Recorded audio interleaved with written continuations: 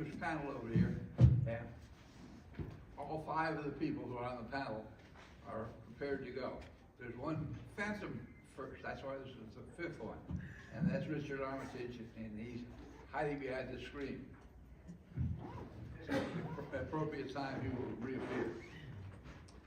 All right, welcome to our session on the aftermath of the Vietnam War.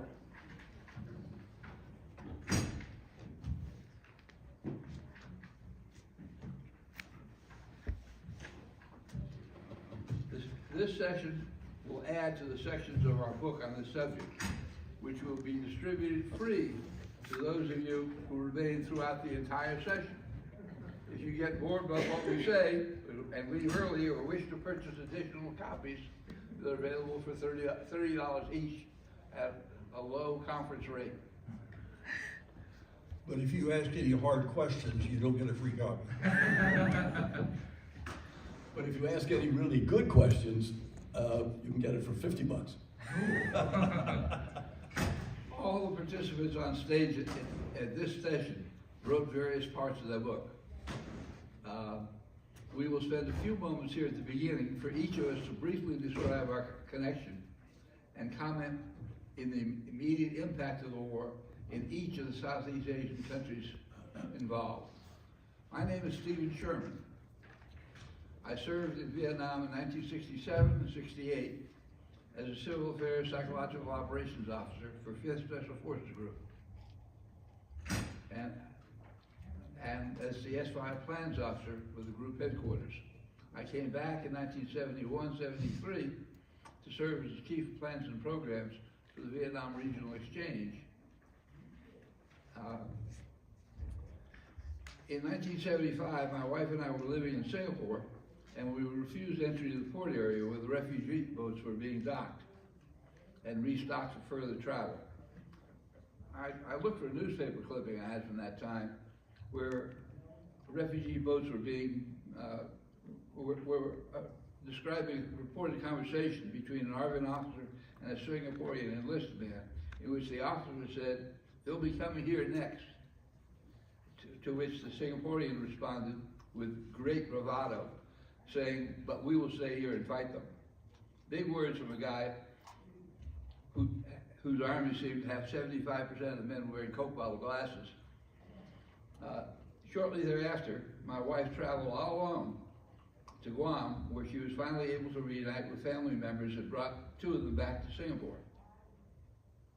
Before we start, I would just like to add one addition to the remarks made in the last plenary session.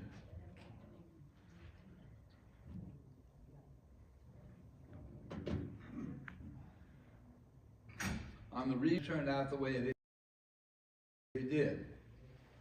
Besides all the reasons mentioned in that session, the most significant factor to me was Watergate.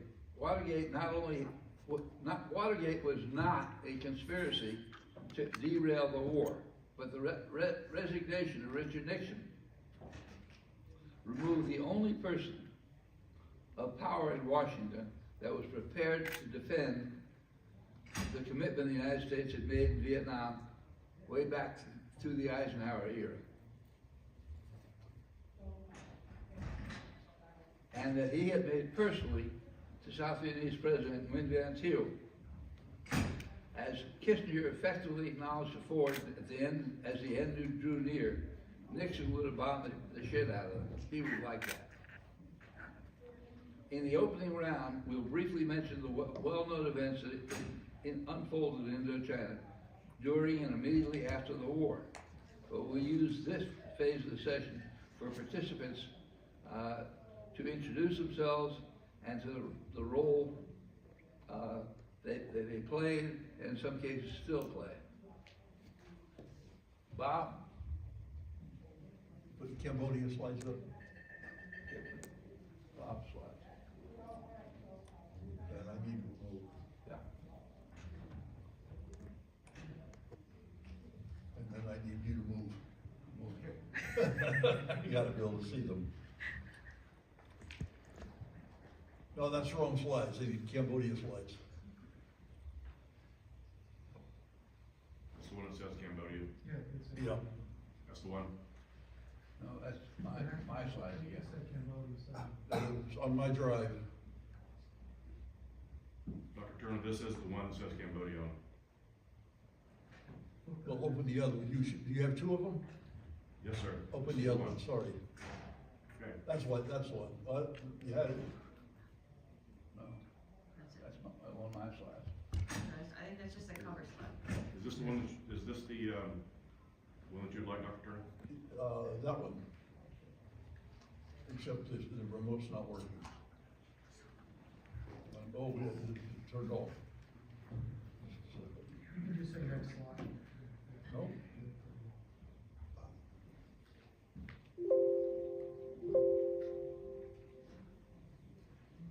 I've already lost a minute and a half.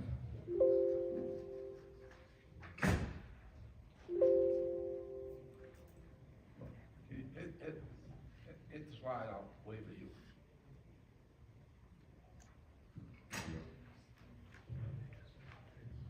I'll just run it from down here. Okay. Okay.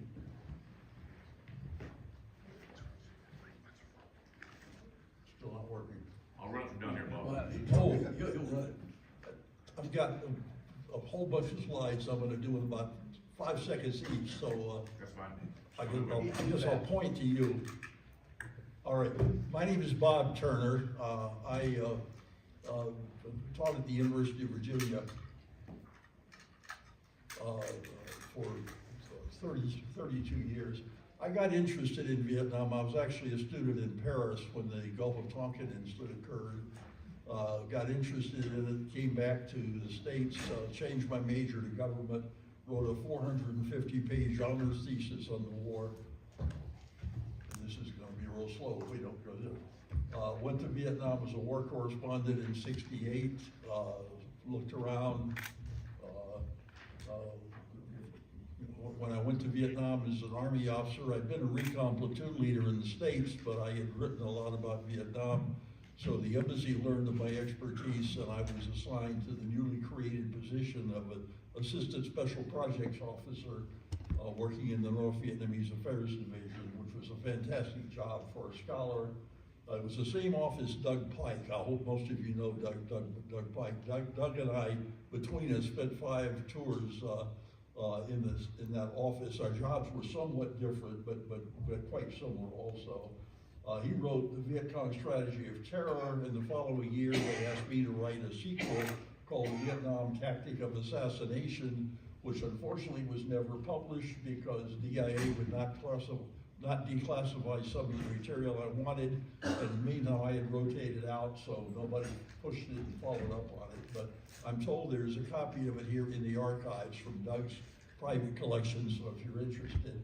From 71 to 74, I was the Vietnam War expert at the Hoover Institution at Stanford, where I wrote Vietnamese Communism, Its Origins and Development, which I'm told was the first major English language history of Vietnamese communism. It was 500 plus pages. I got very active on the issue of will there be a bloodbath. I was convinced, in part from dealing with defectors, but also we investigated a lot of terrorism incidents. And that's actually a photo from the PBS series, Sunday night series, The Advocates, where I was arguing there would be a bloodbath.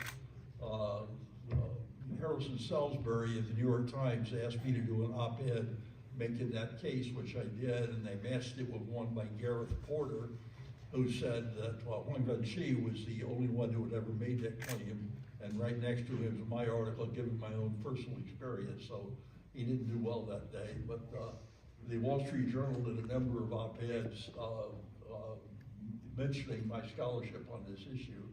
While I was at the Hoover Institution, I was the Asian editor of the Yearbook on International Communist Affairs, and did a lot of work studying Pol Pot and the Khmer Rouge.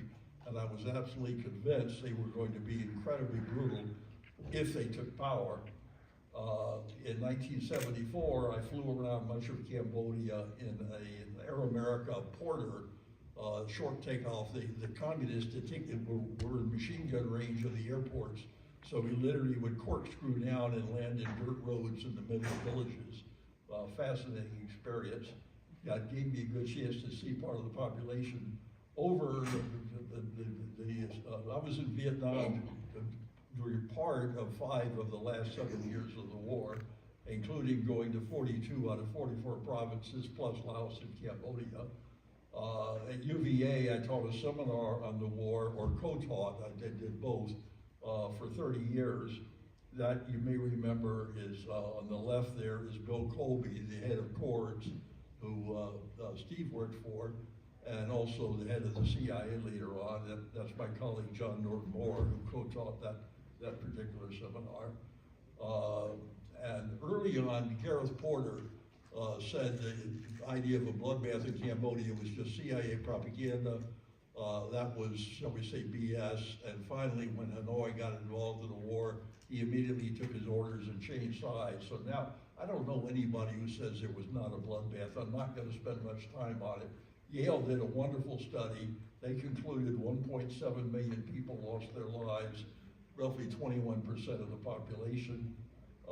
National Geographic Today noted that bullets were too expensive, so the Khmer Rouge used axes, knives, and bamboos to kill their people. As for children, their murderers simply battered them against trees. It was a very brutal area. University of Minnesota has a genocide studies program, and they concluded the Cambodia genocide was an explosion of mass violence that saw between 1.5 and 3 million people killed at the hands of the Khmer Rouge. And again, I don't think, and I'm going to stop with that for now, but I don't think that this particular issue is much in dispute. The reality is more people died in the first 3 years after the so-called liberation of Indochina that were killed in the war in combat over 13 or 14 years. And we should not forget that. Steve? All right. Here's some of the books that our group has put out, and some of the books that Bob Turner personally has done. And now we come to Steve Young. Thank you, Mike. Can I take it from up here, Steve? Right. Does this work now? Yeah, I think so. Okay, ladies and gentlemen, good morning. My assignment is to prepare for the next speaker, Richard Armitage. And my preparation is to talk about what I did last week, 50 years ago. But in order to make my presentation credible, I want to, as Bob has done, tell you a little bit about myself.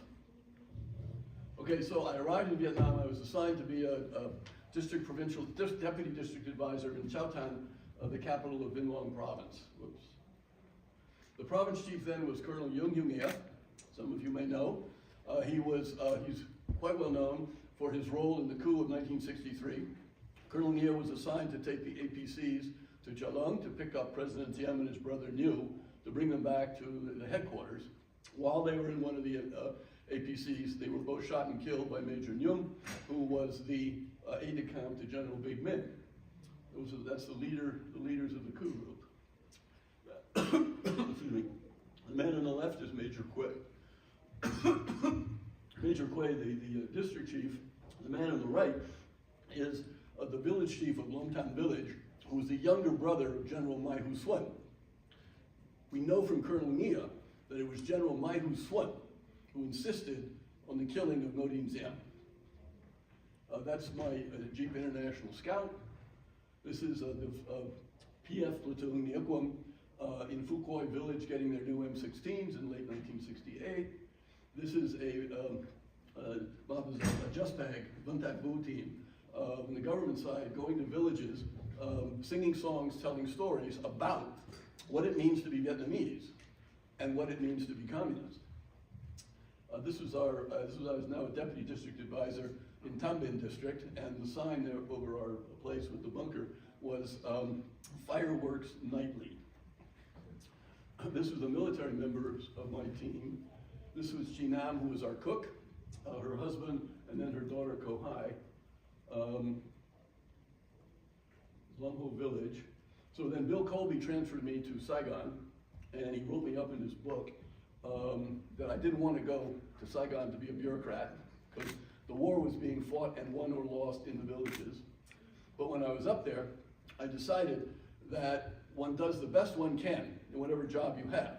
So the whole war, this is like the handbook as to how we and the South Vietnamese defeated the Viet Cong. It was the Community Defense and Local Development Plan. This is the plan for 1971. It's about this thick. It was an incredibly successful program, which nobody has paid attention to. So I did two things, part of the 71 plan I introduced. One was village credit committees. We created credit committees for 2,200 Vietnamese villages. And it turned out to be very simple. You give the village committee a checkbook drawn on the local agricultural bank, and they could give money to like women who would want to buy a pig and raise baby pigs and sell them. 2,200 credit committees at the lowest level of Vietnam. And then people's groups is another section. The French and Diem had picked up the idea that people could not organize civil society. Politics had to be underground, you couldn't build relationships, and we put in a new law. We abolished law number 10, and put in new laws under the new 67 Constitution, permitting the formation of civil society groups to build up the social capital of Vietnamese nationalists. And then I decided to get married. The guy on the far left here, Parker Board, his name is going to come up in about 2 slides. So that's when I got married. And then 50 years ago last week, when I heard that Da Nang had fallen, I went to Washington, D.C. to ask Parker, who was then a staff aide to Henry Kissinger, to organize a refugee movement for Vietnamese nationalists.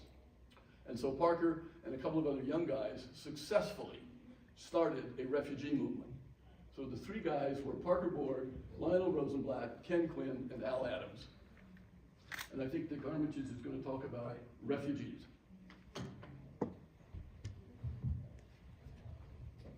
Dick, you're on now. All right, good morning all. Obviously, I did not hear the morning session, but I want to make one point.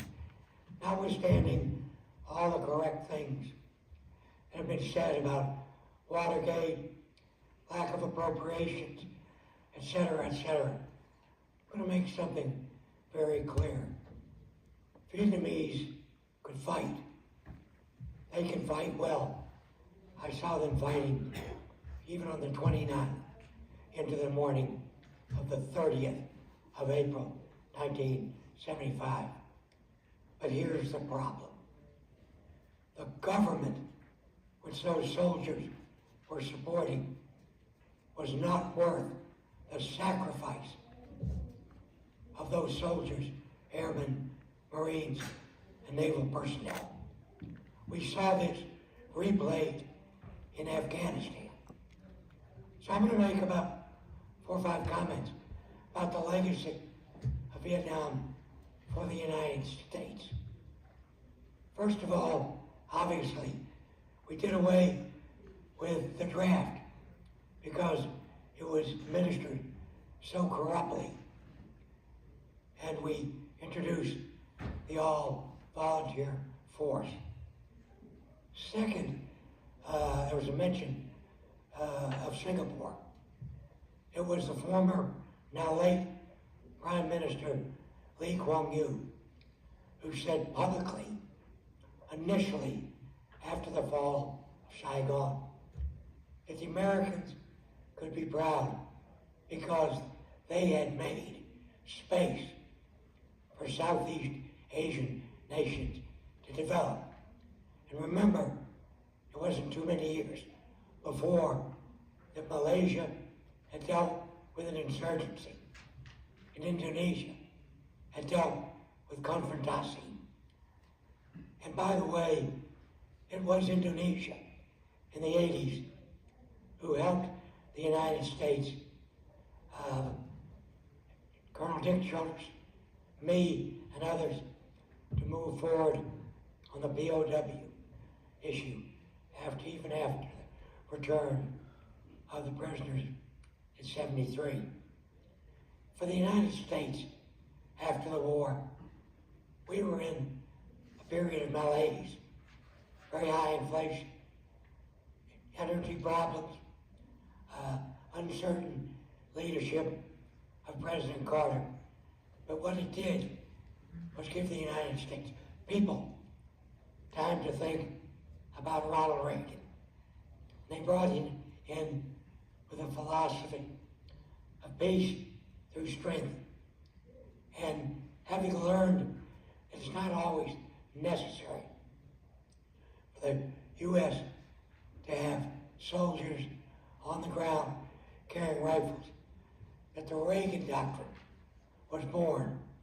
This is where we can support insurgents and insurgencies, where we're basically supporting our values. Being our enemy is not sufficient. You have to have our values, and our assistance has to be something that can make a difference. So it leads me to where we are today. You know, the shelf life of learning in our government is not very long. Someone Bob Turner knows, and I work for, Dr. Freddie Clay, had written a book called All Wars Must End. And it simply postulated that wars were easy to get in, but difficult to get out of. So initially, with the leadership, Bush 41 and General Colin Powell, we had the first Gulf War, went in, overwhelming force, did our job, accomplished our mission, and got out. It was very well done. But then, in the second Iraq War, and certainly Afghanistan, notwithstanding the perhaps correctness of the retaliation by the United States, we never thought about how we were going to get out. And again, just as I started, Afghans can fight. If it got a trigger and a barrel, they can use it. But the government in Afghanistan, like the government of President Win Myint Yu, was not worth the sacrifice of those soldiers. So I'll hush up. We can talk about refugees in the Q&A. Thank you very much.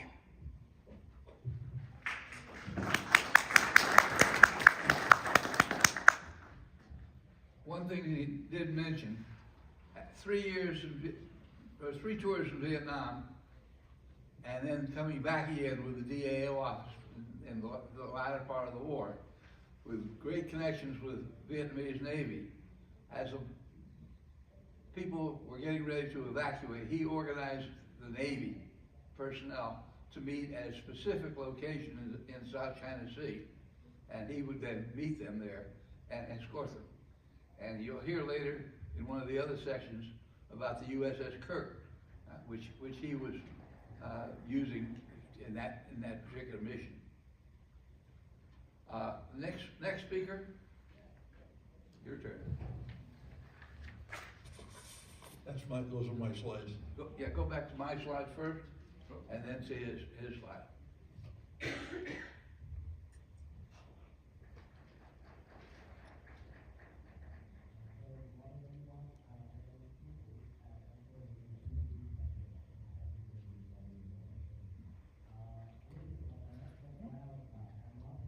Okay.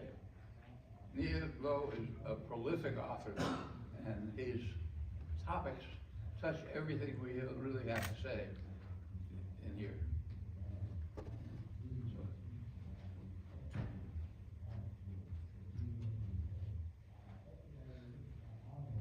Thank you.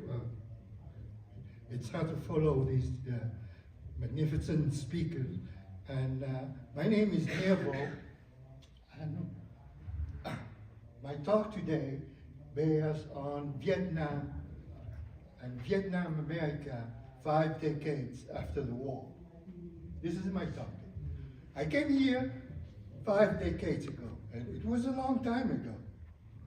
And I have grown up 5 decades later. So it is a privilege and an honor for me to speak to you all who are interested in Vietnam history and Vietnam in general.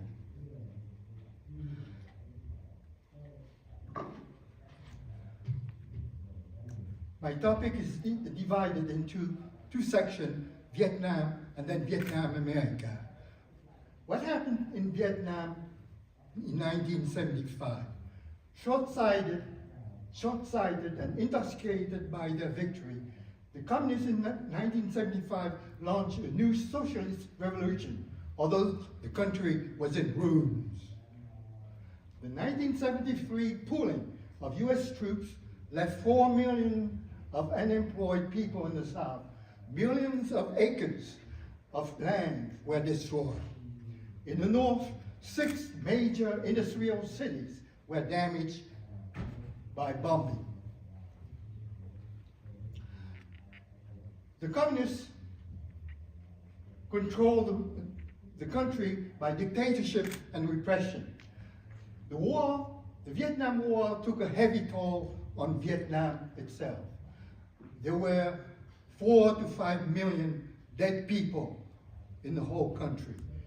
More than 1 million northern soldiers, more than 300 South Vietnamese AVN soldiers died during that war, and 1 million civilians, each from north and south. This was pure hell. Not happy with that, the North Vietnamese sent 500,000 Southerners to re-education camps, of which 50 to 200,000 people died after the war. And then 2 million civilians were sent to the NEZ, New Economic Zone, which are the civilian equivalent of re-education camp. Properties were confiscated and lands were collectivized. However, Southern peasants resisted. This caused inflation of 600%, and led Vietnam to 1 decade of famine from 1976 to 1986. There was an erasure of South Vietnamese society. Memorial sites were demolished, cemeteries desecrated, Southern music was banned. Then 2 to 3 million people escaped overseas as boat people, of which 50,000 to 200,000 died at seas. Phong Phu Nguyen wrote, only an ideology as monstrous as communism would compel so many millions of people to risk their lives fleeing their ancestral land. And Christopher Gosha, the Canadian historian, wrote, the internal hemorrhaging of Vietnam was proof that national reconciliation has failed from the beginning. And then the communists landed in Cambodia. They invade Cambodia and stay there and occupy there for 1 decade, 1 whole decade. Bound in North Vietnamese soldiers wrote, so much blood, so many lives sacrificed, for what?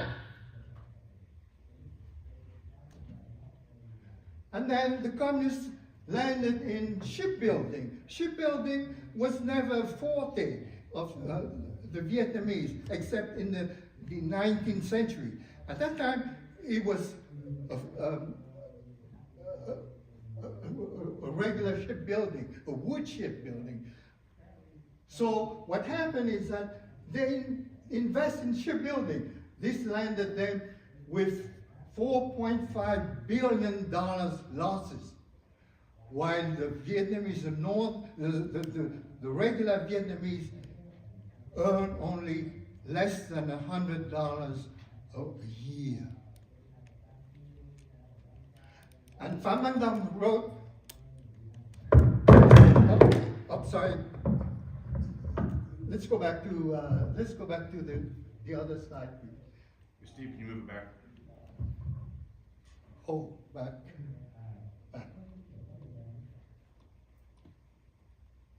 Doesn't work. That's not going back. Oops.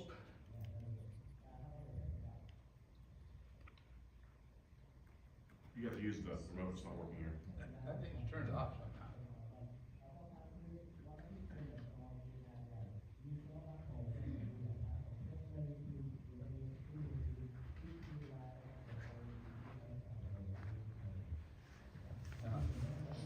See, turn it on.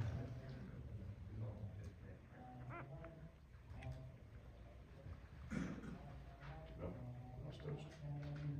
You got fresh batteries? Yeah. Just put them in. Sorry for the technical interruption. That's not a Vietnamese invention anyway. This is an American one. By the way, while we're trying to slight pause here, Nghia Vo just had an article published on reconciliation and the whack thereof. Very interesting reading, a very good article, and very timely. So, Yeah. Well, it's just like that, run through, we won't go backward, I'm sorry. Oh, won't go backward. Will it go forward? Probably not, I guess. But anyway, Vietnam is a tale of two regions, North and South.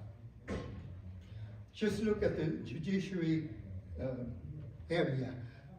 If you go against the communist government, Nghia Vo, for example, was a communist, and she wrote bad things about the Hanoi government. She landed only with 1 year in jail. 1 year, one single year. Oh, okay. Thank you very much. This is an American invention, right? That's great. So Nghia Vo, for example, landed for 1 year in jail, while Nguyen Dang Huê ended with 20 years. The South Vietnamese ended with 20 years. And Duong Viet Quoc, 15 years in jail. So what happens is that Southerners are very careful not to criticize Hanoi too much, because they could get in deep trouble, very deep trouble. So this is a land of two regions, Vietnam. one side note, Steve Young translated Dung Tip. Zo Tu Hong's book, Din Cao Choi Loi, translated as The Zenith, which is available on Amazon. Okay, so now let's go forward to Vietnam, America. What happened? What happens that American historians do not tell you about this thing, the Vietnamese schism from 1600. This is an important thing. If you understand this slide, you understand everything about America, Vietnam, America.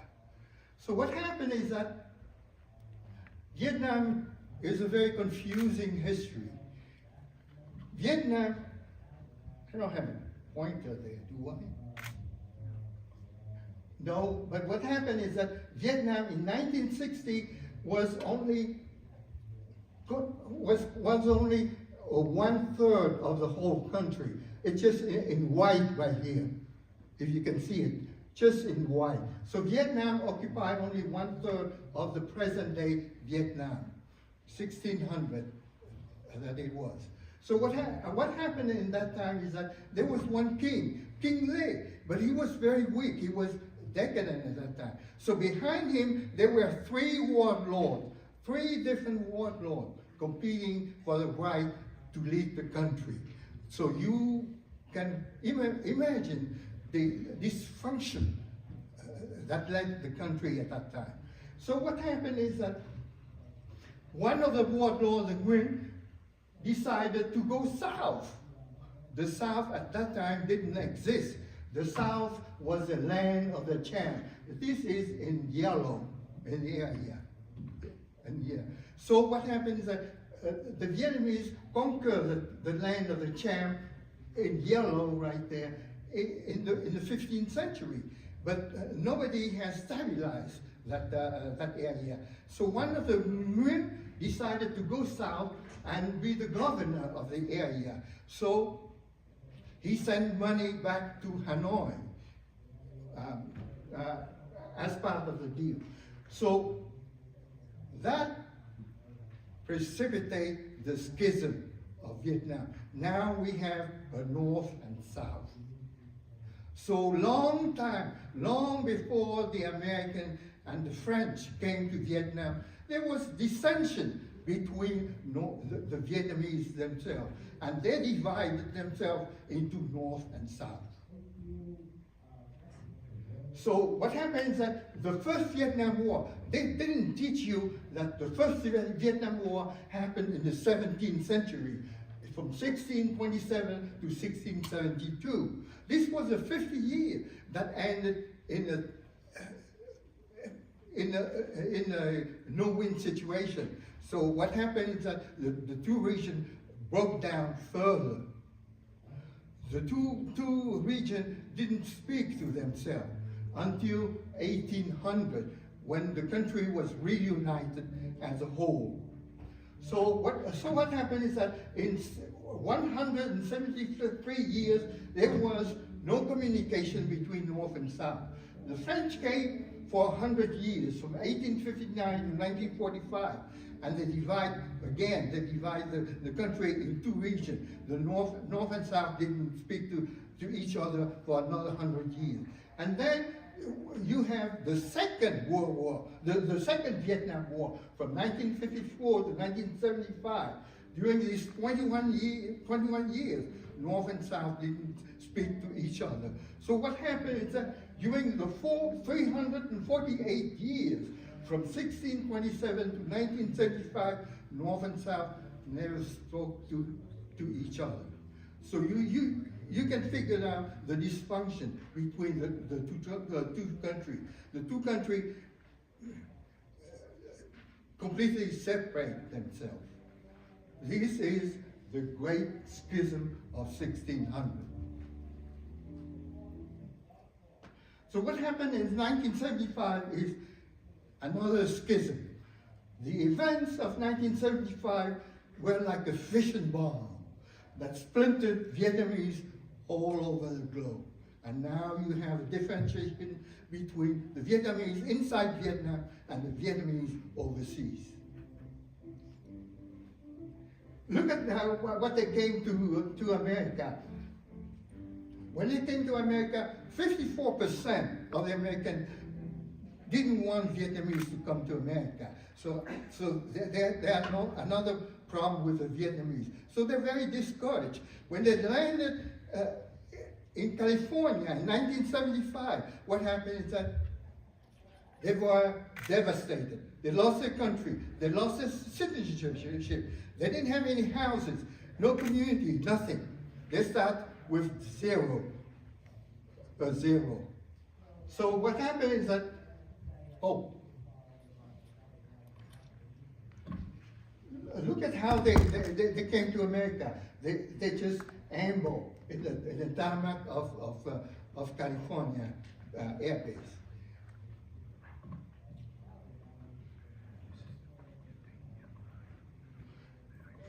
So what happens is that they start building what we say was Little Saigon. But what happened, they didn't even call it Little Saigon, because Little Saigon was a misnomer. There were a small portion of Vietnamese people landing in America, period. They have, in 1977, they have only 3 businesses in California. Three single businesses. And 1979, 30 businesses. It's only in 1988, 13 years later, that you have George DeMajan, the governor of California, landing in Westminster, California, and bestowing the title of Little Saigon to that enclave, the ethnic enclave. That's how everything began, with Little Saigon, and the name of Little Saigon expanded greater every day from that time onward. So right now, 2024, 2,000 businesses in California, in Little Saigon itself, with 50 million annual sales, taxes. So how do they start? They start with political violence. Of course, with political violence. They set up a united front to liberate Vietnam, but they were not strong enough to liberate Vietnam. So what happened is that following setbacks in Vietnam, they changed their name to Viet Cong and renounced violence. And then came the high-tech incident in January 1999. What happened is that there was a Trung Trung, a Vietnamese American who just decided to plaster the picture of Ho Chi Minh in his store in Little Saigon, California. That enraged the community. The Vietnamese community members, they sang freedom songs. They burned Ho Chi Minh effigies. They raised the yellow flag. ACLU came down. However, they found out video piracy in the store owner offices. So they kicked him out. So that ended the story. But at least, the community got together. They band together to fight against communism. That's another history of Little Saigon, California. And then there was a problem of the War Memorial Monument. One Vietnamese suggests that they should build a Vietnam Memorial Monument in Little Saigon. However, the Americans defer.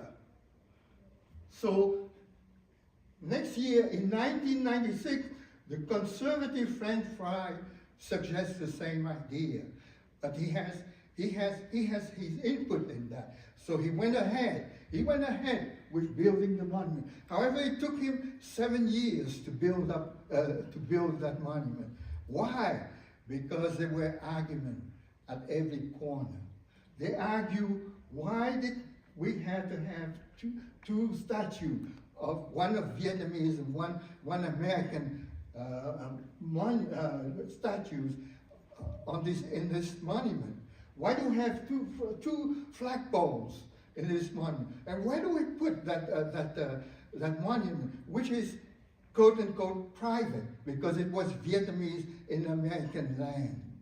So what happened is that they decided to put the Little Saigon Monument in one corner of Orange County. However, that corner was inhabited and it was bumpy. So the Vietnamese had to pay up $500,000 to level the land and then put the monument in there. So that was the story of this monument. And it took $1.5 million at that time to build up this monument and 7 years to do it. In Houston, they did it only in 2 years. They built a similar monument in 2 years. Why? Because the land was private land. That's all. That's the difference. But anyway, they fought. They fought for 7 years, and they raised 1.5 million to build that monument. What happened is that after the monument was built, Stephen Chang sat there for over 60 hours, over many days and weeks.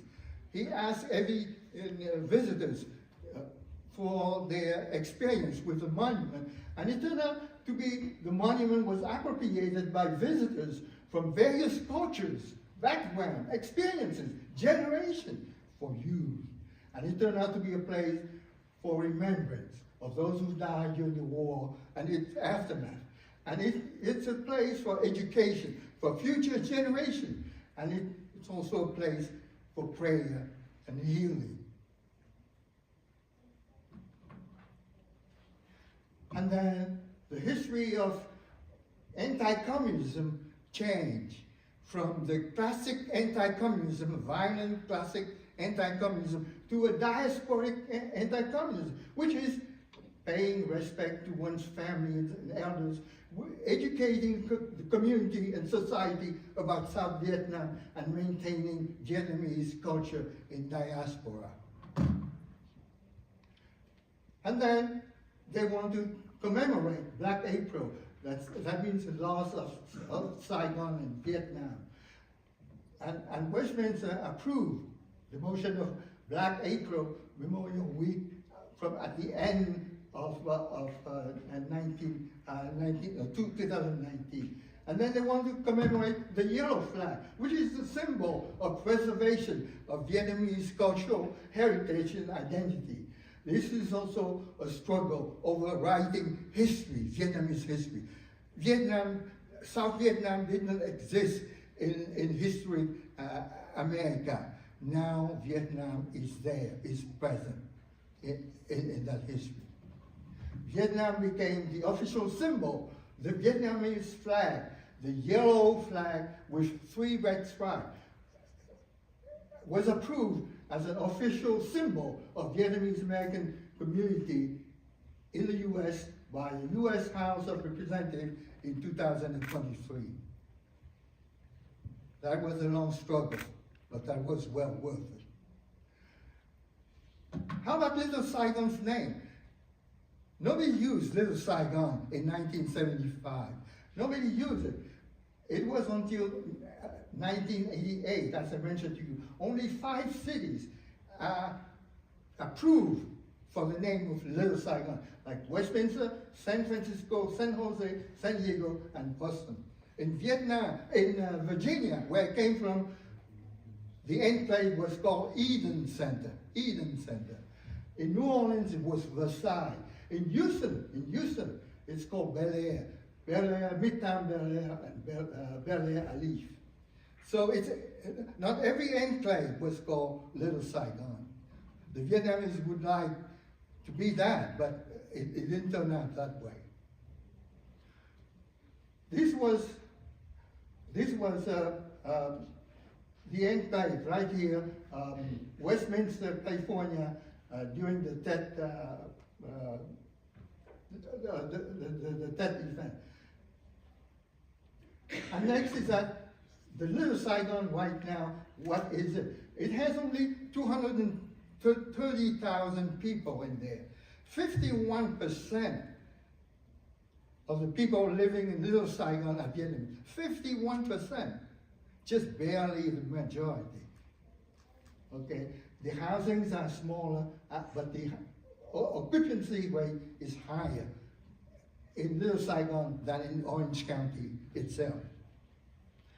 And then this still remains an imagined community because it's contested vision. It is imagined by people who believe they belong to the same group. In conclusion, 5 decades after the war, Vietnam is a one-party state where human rights are a contentious issue. Vietnam remained a two-country state. The Vietnam inside Vietnam and the overseas Vietnam. The Vietnamese American create in America a tapestry of experience that enriches the fabric of America. They brought pho noodle and all kinds of stuff to this country. By building the Little Saigon, they positioned themselves as one of the builders of future America. This is a rendering of the encounter between, a magic encounter between Lac Long Quân, the King Lac Long Quân, and the fairy Âu Cơ. History state that Lac Long Quân met Âu Cơ in a magic place, and they had 100 children. But what happened after the war is magic didn't last long, because afterward, Lac Long Quân told Âu Cơ, well, we're still very different. Âu Cơ, why don't you go to the mountain where you belong with half of the children? Why, I will take the other half to the seas. So from that time onward, from the beginning of time, Vietnam was divided into two societies. So today, Vietnam remains a two-country state. Thank you very much for your.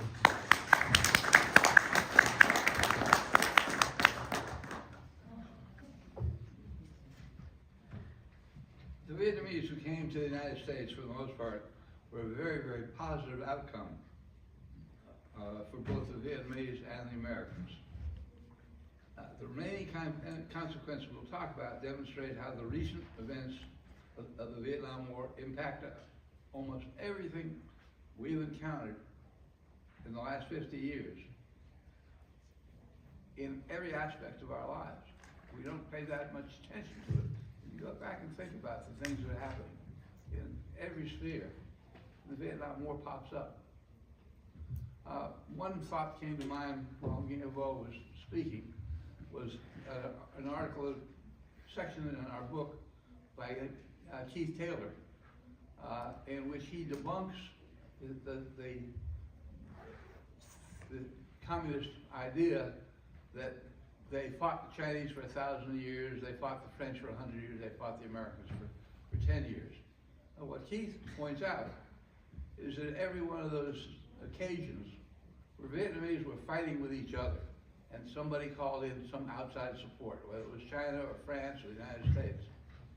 And the communists used that idea in their own propaganda to show how effective they were militarily. But it was really just conflict between different groups of Vietnamese for 2,000 years. Back to my slides again. You got it. And the net effect of what happened in Indochina. And I didn't bother to add it all up because it becomes a statistic and it's just enormous. All right.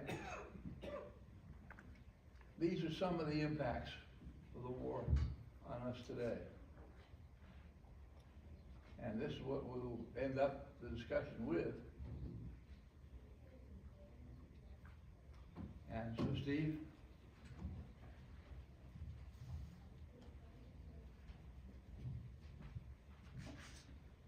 Thank you. Let me try to go through this very quickly, maybe some new ideas. My focus primarily, Steve asked me, is the impact of the Vietnam War in the United States. So my point is the impact was not of the Vietnam War. The impact was losing the Vietnam War. The first war Americans have lost, and we have not psychologically recovered. It's why, if I may borrow a phrase from Steve, the Republic, our Republic of the United States, is in deep shit because we don't talk to each other anymore, we argue, we're split 50-50, institutions are not working. Why? Because we've had a problem adjusting to defeat. However, given what the first panel said, several of the speakers there, this was my point, by 1972, the South Vietnamese, with our help, had won the war on the ground. But in January 1971, Henry Kissinger had decided that we would lose. And the rest is history. And I've got my book, Kissinger's Betrayal, and there's some flyers out there. Let me go back to the beginning and try to quickly trace it. The American Vietnam War began in Geneva in 1954 at the Geneva Conference, where the Viet Minh and the French, at the suggestion of Zhou Enlai, decided, excellent presentation by our colleague, to divide Vietnam again in the middle, basically where the Trinh family and the Nguyen family had divided it in the 1600s, right? And the Americans then supported South Vietnam. My father was at the Geneva Conference. He had been the deputy, he was head of Northeast Asian Affairs for the State Department, had negotiated the armistice in Korea, was then at the Geneva Conference, where Foster Dulles appointed him head of the Southeast Asian Affairs, so he became responsible for Southeast Asian Affairs in the summer of '54. This is something which has been overlooked by just about every scholar and journalist. And this is the commitment by President Eisenhower to the South Vietnamese, to President Diem. And in this letter of October 54, which my father drafted for President Eisenhower, is the moral case for the South Vietnamese. It contained the strategy to defeat the communists. The key elements of the strategy are in this letter, which we didn't follow in the Kennedy administration. When we ultimately, after the Tet Offensive, with the Courts program and other things, Ambassador Bunker, Bill Colby, when we got back to this strategy, the South Vietnamese, principally the Americans, defeated the communists. Such a government would, I hope, be so responsive to the nationalist aspiration of its people. Where in our scholarship has any American really talked about the nationalist aspirations of the Vietnamese, the imagined community? I defy you. Bill Diker wrote one book on the nationalists, the VNQDD, the Dai Viet. He didn't even get the story right about Trung Tuan and the Dai Viet, right? So enlightened in purpose and effective in performance, that it will be respected both at home and abroad, and discourage any who might wish to impose a foreign ideology on your free people. So that's my dad with President Diem. Now, a slight segue, but I want to go to the point. It's both what happened after 75 and it's a proof of concept. Thailand. What happened to Thailand? It was the domino that didn't fall. Why haven't our intellectuals, our journalists, our scholars picked up the fact that communists failed in Thailand? Why? What did the Thais do to prevent the communists from gaining power? Very simply, my dad was Jack Kennedy's ambassador to Thailand, and he understood counterinsurgency. That's Dad presenting his credentials to His Majesty, that's the family. The king had instincts for reaching out to the people. He's very famous, Rama IX. Secondly, there were two military leaders who understood that you had to get to the villages before the communists did. That was the counterinsurgency strategy of my dad. So he's working with the king on one side, Field Marshal Sarit, a tough guy, and General Sayut. Now the good luck of the Thai was to have a king who liked to go out and listen to the people, and frankly to have Sarit, who was a very tough guy, came to power in a coup in '58. But Sarit was a boy from the Northeast. He was a village boy. He understood in his soul villages and ordinary people. So when Dad was talking about bringing the Thai government to the villages of the Northeast, Sarit is sort of going, yeah, of course. And General Sayut came up and ran a program called the Au Pa Pa program, which was very similar to what we Americans call the Courts program, or in Vietnamese, the Trung Trinh Binh Din Sayung. And it's a map of Thailand. The whole upper right corner is flat territory in the Northeast. That's where the communists wanted to penetrate the villages, coming out of Laos. The Thai government got there starting in '63 and '64 and continued. And they they organized the Thai people. They brought all the village leaders down to Bangkok, the Kam Nam, and my dad and mom would give parties at the residence for the village leaders. I was a kid, I was a teenager. Didn't quite understand it, but what Dad was doing was setting an example for the Bangkok elite. Think of the Cirque Sportif in Saigon. How many members of the Cirque Sportif would want to go down to the villages of Vinh Long, right? But if the American ambassador and his wife would give parties for village leaders, what's the Minister of Interior going to do? What's the generals going to do? They all began a sort of a new movement of responsible Thai leaders go out to take care of village people. In '76, there was a brutal military crackdown on a left-wing government from students. People were worried. I got some friends of mine together to write a paper called Domino by Default. It's going to be the second thing the Thais did. That paper was translated into Thai without our permission and circulated and read by the generals of the coup. The argument of Thailand domino by default was based on what had happened in South Vietnam, a prediction that if the Thais did not get their act together politically in Saigon, and they fragmented, they would go the way of South Vietnam, Laos, and Cambodia. The generals read this, and they decided that over here, Admiral Sangad said, it's a press quotation saying, Thailand will not be a domino by default. And they had another coup to reorganize the government, and they had a program to move Thailand towards half democracy, which then went through the 1980s, 1990s. The communists tried to start an insurgency in the Northeast in the late 70s. They failed. So we actually know how to defeat a communist insurgency. And the proof point is Thailand. Another proof point is South Vietnam. This is a report from the DIO, 1973. The order of battle after as the Paris Peace Agreement was being signed. This is the American Defense Attaché's office. They identify in here the number of soldiers of the Viet Cong, the insurgency, in South Vietnam in 1973. 25,000 soldiers. That's nothing. In this same report, ARVN has 800,000 men. The villages of Vietnam, in the village self-defense forces, have 1 million men. There are another 1 million South Vietnamese, older people, women, teenagers, who were sort of auxiliaries to the self-defense forces. The South Vietnamese mobilized, the government mobilized the South Vietnamese people.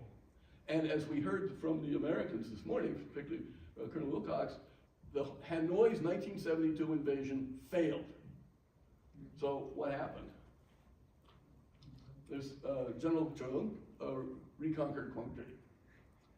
The nationalism had been applied. I don't have time to go into this, but under Thieu, who was a weak member of the Dai Viet party, but nonetheless had Dai Viet associations. His older brother was a strong member, was one of the founders of the Tung Dai Viet party. But this is the theory of Vietnamese nationalism. How you rally and organize Vietnamese from the bottom up. Yang Thap Sinh Tong, written by my friend, Professor Nghia Vo. I believe that these books have been read by only one American.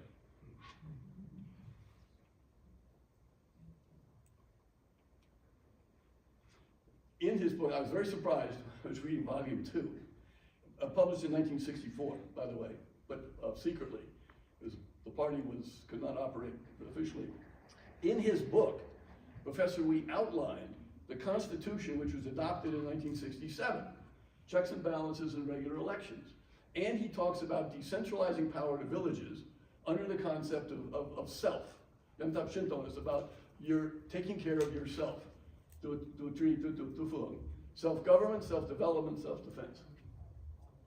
And at the Tet Offensive, who won the Tet Offensive? The South Vietnamese.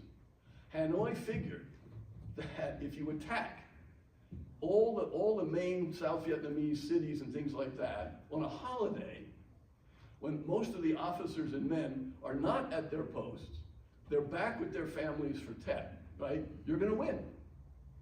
You're gonna collapse the ARVN structure and you'll force the Americans out. What happened? The South Vietnamese fought back. And the Viet Cong lost many, many people.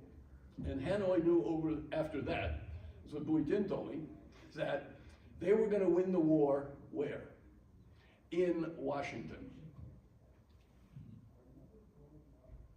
So the courts program, I mentioned this before earlier. That slide to me requires no explanation. There was a mastermind for our defeat. And this perhaps is a document I discovered by accident in the Gerald Ford Library. I mean, by accident. This is perhaps the most important document, I'll stick my name, the most important document in the history of the Vietnam War. It's a memorandum of conversation of a lunch in the White House with Henry Kissinger and a Frenchman, Jean Saint-Denis.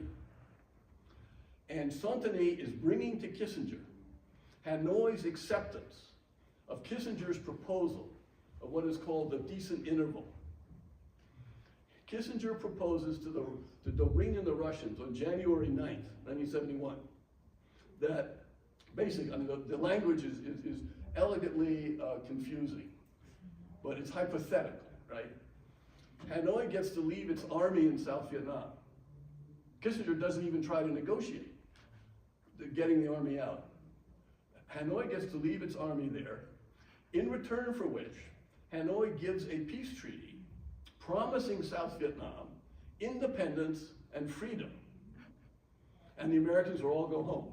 Then Kissinger says, if by some chance, 2 years afterwards, the fighting resumes again, it's not the American business. In other words, in 71, he tells the Russians, Hanoi, and the Chinese, we will not act to stop a renewed North Vietnamese invasion, right? So what does Santini say to Kissinger coming back from the North Vietnamese? Hanoi does not fully believe that the Americans will leave Vietnam. If they were assured of that, and of a certain number of seats for the NLF, they would come to terms on POWs, ceasefire, and ladies and gentlemen, here's the key phrase, and the separation of the two Vietnams for a number of years. The Paris Peace Agreement is signed in Paris in January 1973. When does the final offensive against South Vietnam start? January 1975. They kept their word.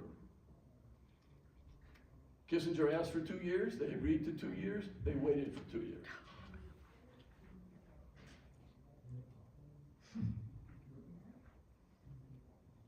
Now, the impact of loss on the American people. This opens up a great big complicated topic about American culture, the American imagined community, which I don't think has been taught to the American people or our kids and young people in 30, 40 years. My assumption is, and it's the way I was raised, there are a lot of books on this, the American core imagined community is Old Testament. It's Protestant Old Testament. And it's about a covenant. It's a covenant between people and the Lord God. And the way the covenant works is, if you follow the Lord, if you walk in the way the Old Testament talks about it with the prophets, Ezekiel, Isaiah, Jeremiah, those who walk in the way of the Lord are rewarded. The consequence is, if something bad happens to you in life, it's because you have not been good. There's also actually, ladies and gentlemen, an interesting sort of similarity between that American concept of covenant and the Vietnamese concept of Phuc Duc. If something bad happens to you in life, how come? Right? Bad Phuc Duc from the past ancestors, right? So how many Vietnamese have spent the last 50 years trying to figure out who had the bad Phuc Duc? Which is why the communists won. Communists are bad guys. They had no Dao Duc, they had no Young Nghia, they're the bad guys, but they won. What's going on? Somebody on our side didn't have enough Phuc Duc. I mean, I can pass it on, not that I believe in it, but 3 very important quotations to understand Americans and what's happened to us over 50 years. First is John Winthrop, 1630, as he and the Puritans are sailing into Boston Harbor. Those who walk in the way of the Lord prosper, and those who don't suffer. But if our hearts, just like Wing Tzu said, right?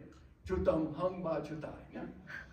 If our hearts shall turn away, so that we will not obey, but we shall be seduced and worshipped by other gods, our pleasure, our profits, money, and serve them, it is propounded unto us this day, we shall surely perish out of the good land whither we pass over this vast sea to possess it. If we Americans don't walk right, God will take away our blessings. Abraham Lincoln, trying to explain to his people the Civil War, 600,000, roughly, white boys dead in that war. Why? The ends from the North. 300,000 young white people died to stop slavery, right? How do we humans comprehend this thing? The Almighty has his own purposes. Woe unto the world because of offenses, for it must needs be that offenses come. But woe to that man by whom the offense cometh. That's the Old Testament line. He puts it right in his second inaugural address. If we shall suppose that American slavery is one of those offenses which in the providence of God must needs come. Now, Lincoln can't say, why was there slavery? He doesn't understand it. You know, it's an offense, but there it was. But which having continued through his appointed time, God has now decided the time has come in America to end slavery. He now wills to remove, and he gives to both North and South, the good guys and the bad guys, this terrible war as the woe due to those by whom the offense came. That's John Winthrop in a different thing. John F. Kennedy, inaugural address. Kennedy reaffirmed in 1961, several months after this, the American commitment to South Vietnam. In your hands, my fellow citizens, more than mine, will rest the final success or failure of our course. The issue that was raised in the plenary session on the role of Americans losing their will, Kennedy talked about that. He's telling the Americans in 1961, it's up to the people. You've got to have courage. You've got to have smarts. Since this country was founded, he's going right back to the beginning. Each generation of Americans has been summoned to give testimony to its national loyalty. The graves of young Americans who answered the call to service around the world. Now the trumpet summons again, etc., etc. With a good conscience as our only sure reward, he's going back to the Old Testament. With history, the final judge of our deeds, let us go forth to lead the land we love, asking his blessing and his help, but knowing that here on earth, God's work must truly be our own. If we are going to win in Vietnam, it's not up to God, it's up to us to do the right thing. And we failed. So some of you may know this poem by Yeats, written I think in the 1920s, which was kind of a dark time culturally in the UK. Millions lost in World War I. Things fall apart. The center cannot hold. The Americans no longer have a center. We're divided 50-50 basically politically. Mere anarchy is loosed upon the world. Trump and his tariffs. The blood-dim tide is loose, and everywhere the ceremony of innocence is drowned. The best lack all conviction. What did we just hear about the U.S. Army not learning from the past? Those are people who lack conviction to do what's right. While the worst are full of passionate intensity. Joe Biden, remember what he said? This is Joe Biden, American president, talking about other Americans. MAGA Republicans do not respect the Constitution. They're determined to take this country backwards. MAGA Republicans embrace anger. They thrive on chaos. They live not in the light of truth, but in the shadow of lies. Donald Trump, January 20, 2025. As we gather today, our government confronts a crisis of trust. Have you all seen the polls about how many Americans trust the government? Something like 8% of Americans trust the Congress. Right? Yeah, the trust in our institutions is at an unsustainable level. Right? For many years, the radical and corrupt establishment, i.e. the Democrats, has extracted power and wealth from our citizens, while the pillars of our society lay broken and seemingly in complete disrepair. We now have a government that cannot manage even a simple crisis at home, while at the same time stumbling into a continuing catalog of catastrophic events abroad, which began with the loss in Vietnam, then it was Iraq, then it was Afghanistan, and now it's going to be Ukraine, right? So these are the whoops. There was one more slide, is it on there? I thought I added it. There is. Yeah, could you get that? No, one more for me. No. No, I don't think so. I'm sorry, you may have the wrong one. I'm real sorry. Anyway, let me Give me what you gave, buddy. I'm going to pass the blame to my senior colleague. But the last slide is, how do we think about what we Americans, and I'm going to include Vietnamese Americans too, what have we been doing to each other the last 50 years? We've been tearing apart our ideals. We're lowering our trust. We're coming up with concepts to divide us. The two things that I have seen in particular are, one, racism, and the other is sort of gender stuff. What is if you look at the deep psychology of the people and the reason for this, What have these things which have come up with a belief which we're teaching to our young, woke, DEI, everything, that America is a miserable country. We are a shitty people. We don't deserve good things. So get out and do DEI, and if you're white, you gotta do something about that, right? So why do you do this? Because you're going back to your origin as a covenanted people, and you're trying to explain where you went wrong. You're trying to explain where you did not walk in the way of the Lord. And one of the ways you did not walk in the way of the Lord was racism of various kinds. The other way you did not walk in the way of the Lord was toxic masculinity.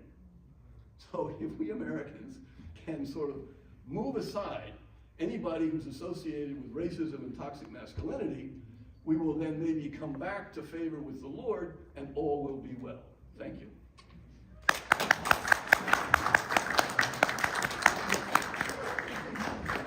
Attorney Bob Turner, to proceed on America International. Who's got the remote? Doesn't work. It's up there. I thought it was working. When it worked? We ended up at the lab. Those are Steve's last slides. Yeah, put in Bob's slides again.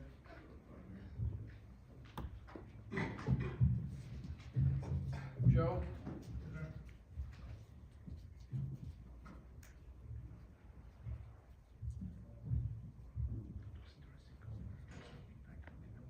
All right, lots of turf to cover here, so let's get, we're making noise. Can we all sing to that tone? I guess I have to point to you to turn the slides, because we're gonna go quickly. You wanna start with Cambodia or the next set? The other set. Okay.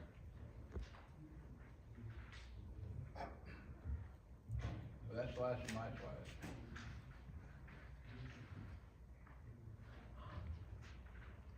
There we go.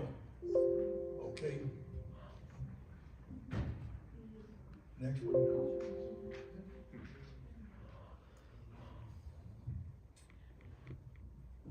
Are you waiting for me? Can you go ahead and flip the slide, or? I am, you can be ever, it's not, Should we try the let's try this.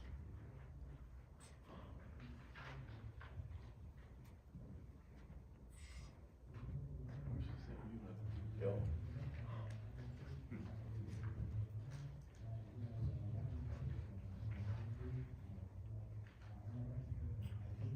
It's not working? For some reason it's not advancing. Let's see if I can do it.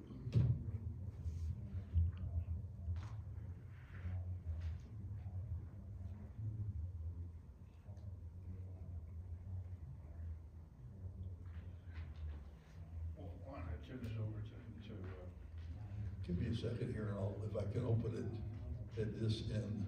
it's not gonna do any good to me. I can at least have I can give a talk, just a second. Oh, God, excuse me, I start. Gee whiz.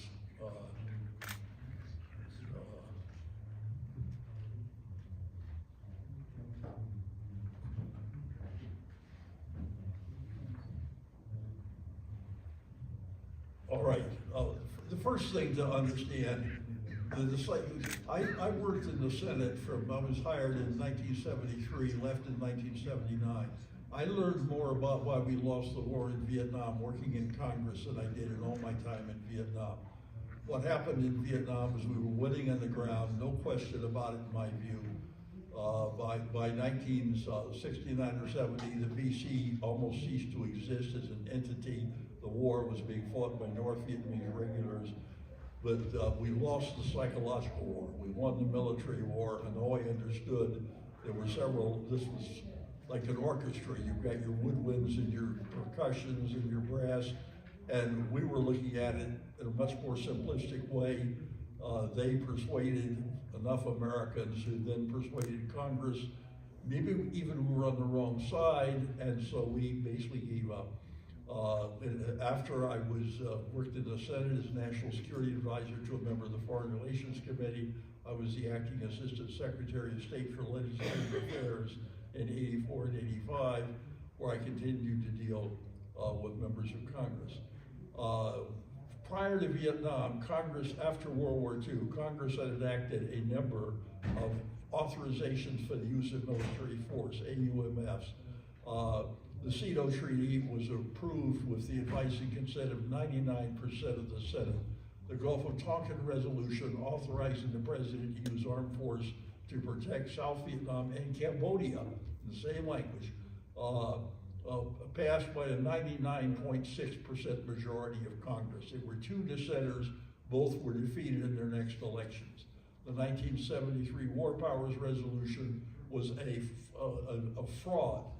It pretended that it would stop Vietnam. It would not have had any effect on the Vietnam War, which was very popular when we went to war.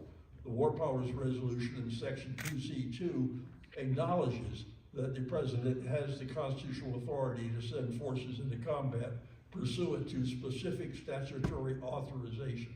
Now I'm going to talk about some of the other repercussions. For example, Moscow looked at our giving up in Vietnam and said the Americans have lost their will to defend people against communist aggression. And they changed their policies in one area after another. For example, they started airlifting tens of thousands of Cuban troops into Angola to interfere in that country's civil war. There were 3 factions fighting for control. The MPLA had been controlled by Moscow since the early 60s, and in 1975, by 1975, the CIA was providing covert assistance to the 2 non-communist groups, and Congress said, we don't want any more Vietnams, let's stop this. And a senator named Richard Clark, who was one of the big lightweights that I dealt with in Congress, proposed the Clark Amendment that prohibited any U.S. assistance to the non-communist factions in Angola. I actually wrote something called the Griffin Amendment. My boss was Senator Griffin, and it tried to just say no U.S. combat troops in Angola. And we held the Senate up for several days in December of 1975. People were missing their flights home for Christmas, and finally the senator came to me and said, we don't have the votes. Does it make any sense to continue with filibuster? I said, I don't see it. So we caved, we lost. In the decades that followed, at least 500,000 people died in Angola. In 1985, I was the acting assistant secretary. I got a call from a member of the Senate. Bob, why isn't President Reagan doing something to stop this communist mischief in Angola? And I said, well, 10 years ago, it actually passed in 76. You all passed a law saying we can't. What? We did that? He was new. So they repealed the Clark Amendment, but the damage had been done. In Central America, right after the October Revolution, Central American communists started revolts and they were crushed. Thousands of people were killed by governments. Moscow told them, no armed struggle. The Americans will get involved, you will lose. And so use political struggle and other techniques, but no revolutions. After Vietnam, they said, armed struggle is now appropriate. The Nicaraguan communists took over in Nicaragua, threw out Somoza, and then they started supporting revolutions in other countries, particularly El Salvador. One of the great ironies of the war in El Salvador, our Congress not wanting another Vietnam and remembering the War Powers Resolution, it says you have to report and withdraw forces within 60 or 90 days if you deploy troops equipped for combat. So members of Congress said, well, equipped for combat means carry M16s. So we had military advisors helping the Salvadorians, and they were told you could only carry sidearms. They were going up against communist forces, and they were equipped with not AK-47s, but M16s. How did they get M16s? Shafiq Handel, the head of the Salvadorian Communist Party, went to Moscow and said, we don't want to be accused of being communists. Can you get us some Western weapons, FALs or whatever? And he said, well, we will pay you for you to go to Hanoi, and they have lots of American M16s that were left behind when they abandoned and when they took over. And so Moscow shipped thousands of M16s from Hanoi to Cuba. From Cuba, they were smuggled into Nicaragua, or were shipped to Nicaragua, and from there they were smuggled into El Salvador. So our soldiers, our advisors, because of Congress and cowardice, were told they could defend themselves with, I forget, at that time it was 45s, I think. We went to the 9mm a little bit later. And they were being shot at by American M16s we'd left behind in Vietnam. At one point, we actually compared serial numbers, and we found that about 80% of the weapons being used by the communists in El Salvador were left behind in Vietnam by the United States. Before that war was over, something like 150,000 people had lost their lives. The House Intelligence Committee studied this issue, and they said the intelligence shows, quote, with certainty that Nicaragua is supporting the revolution in El Salvador. They're training, they're supplying, they're funding, because Congress did not want another Vietnam, they passed a series of Boland amendments that said no U.S. involvement to help the Contras. At the time, I was the senior White House lawyer in charge with, I was the counsel to something called the President's Intelligence Oversight Board, and I spent a lot of time looking at the Contra program. I went down to Central America repeatedly, and I actually debated this. I don't know how many of you will know the name Harlan Cleveland, but he was a Rhodes Scholar, U.S. Ambassador to NATO, University President, and I think either Clinton or Obama gave him the Presidential Medal of Freedom. We debated the proposition, resolved the Reagan administration breached the Constitution with the Iran-Contra affair. When it was over, the two student debating societies that co-sponsored it voted. They gave me the win by 85% to 15%. The case for us was overwhelmingly strong, but we did not make it to the American people. Ultimately, I published a book on this because the U.S. decided not to go forward with a World Court case. Anyway, Beirut, Lebanon. Our signals of weakness led Iran and its proxies, Hezbollah, actually the group that did this became part of Hezbollah, which was just being set up. This is one that's very personal to me because the head of the Marine, the commander in Beirut was one of my closest friends. He'd been a neighbor of mine. In fact, my wife and I were vacationing with his wife and son less than a week before the bombing. October 23rd, 1983, terrorist bomb filled with high explosives crashed into the Marine barracks, blew up, killed 241 Marines in a split second. The worst Marine losses since Iwo Jima, the worst American losses since the height of Vietnam. And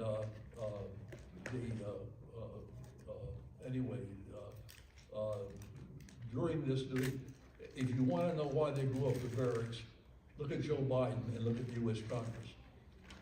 The minority views of the Foreign Relations Committee were entitled Minority Views of All Democratic Members of the Committee. I worked with that committee for over 5 years and never saw anything like that.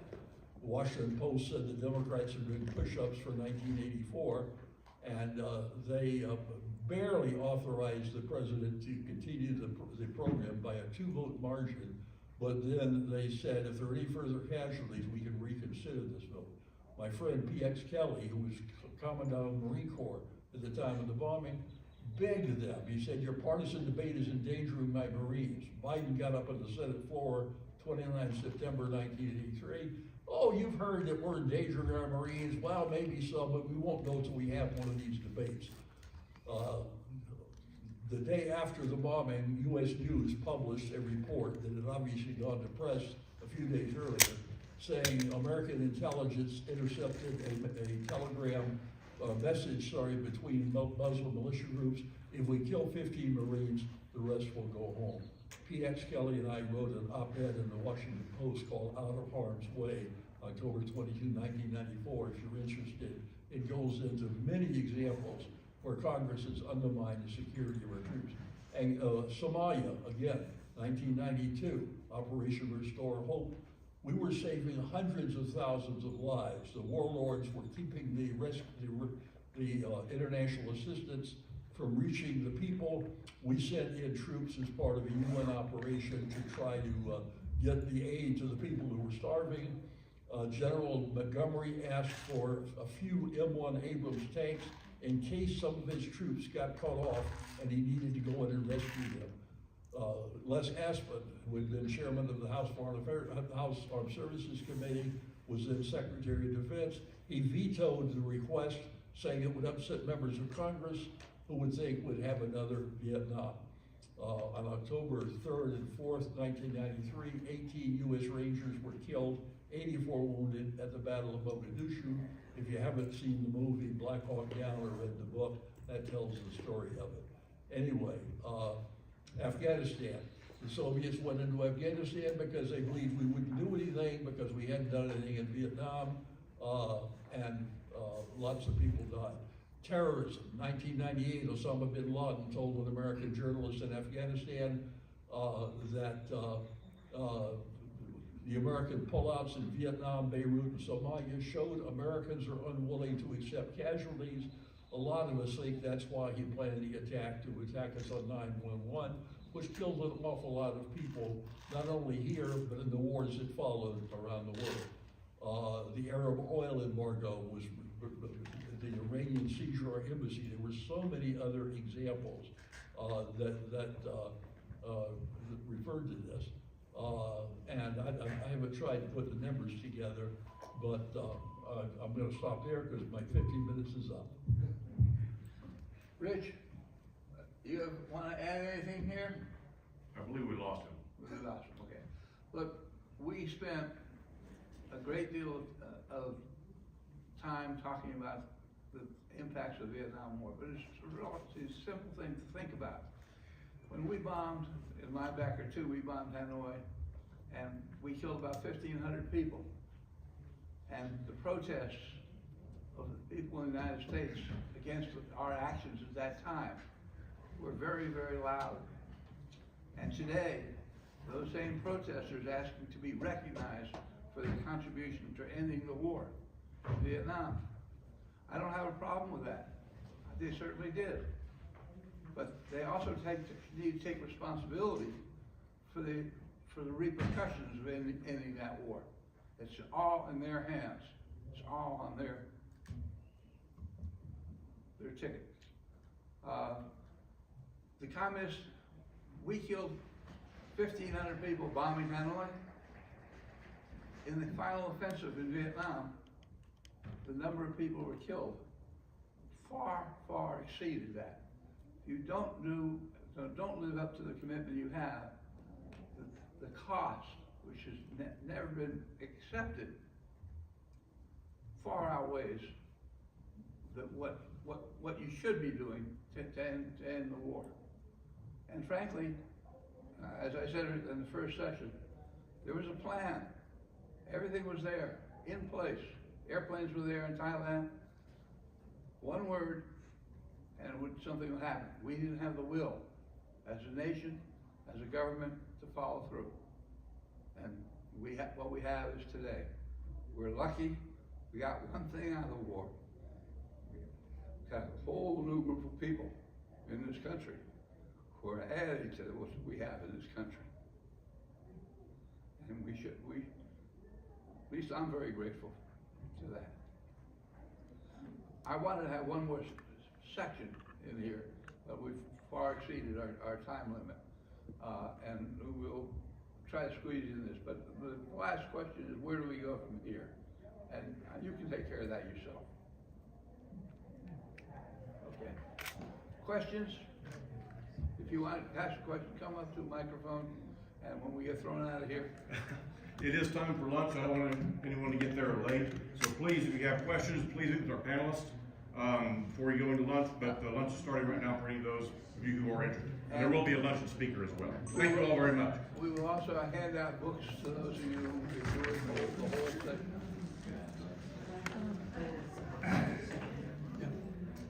Hi, I'm Professor Keeling.